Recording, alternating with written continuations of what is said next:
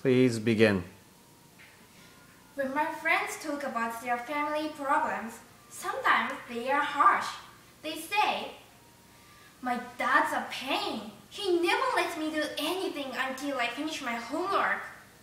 Or, "My little brother always wants to play, but I wish he would just leave."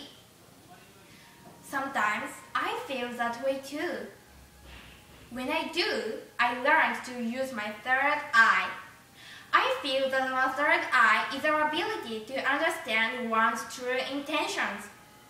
I think it's important to use our third eye before reacting. Let me give an example with my grandmother. When we lived together, I would wake up to her stern voice every morning.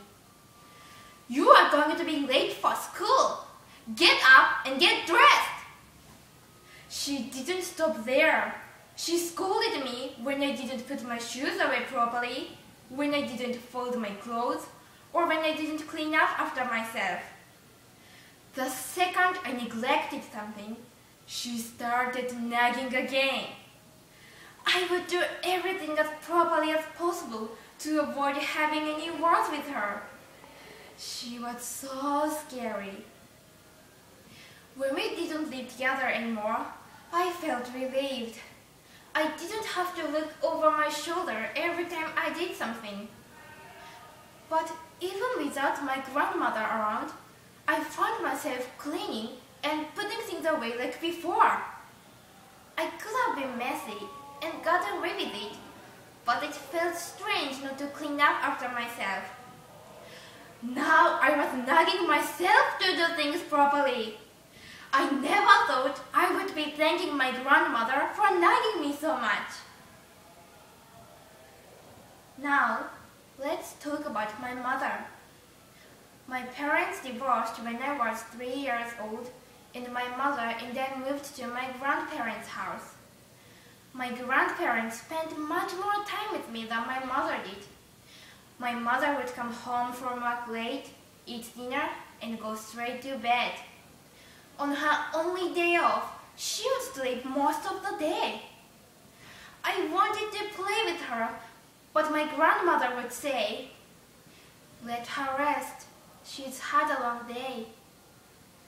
I didn't understand why we couldn't play even for a little bit. My mother and I moved out 3 years later, and she became my only family member at home. But she still didn't do much with me because she was always tired.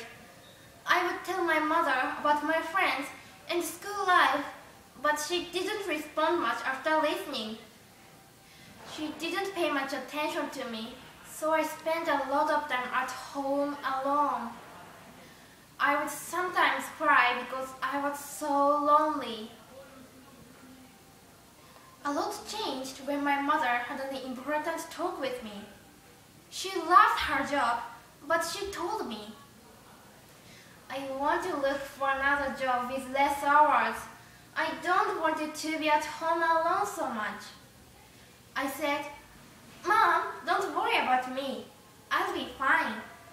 She insisted, "But what if there's a fire in the house or a bad person is in the neighborhood?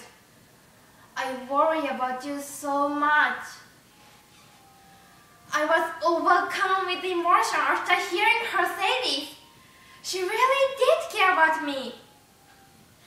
It was a sacrifice for my mother to leave the job she loved to be with me, but I also realized that she sacrificed so much more. My mother was always tired because she worked so hard as a single parent.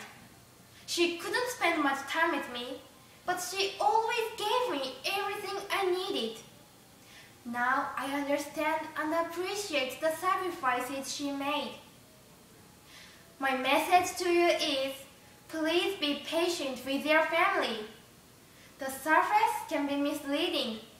Let's use our third eye to dig deeper and understand their point of view.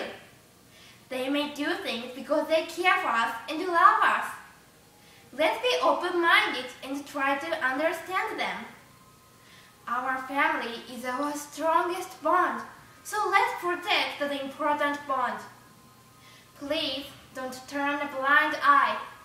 Appreciate your family and their efforts. Thank you.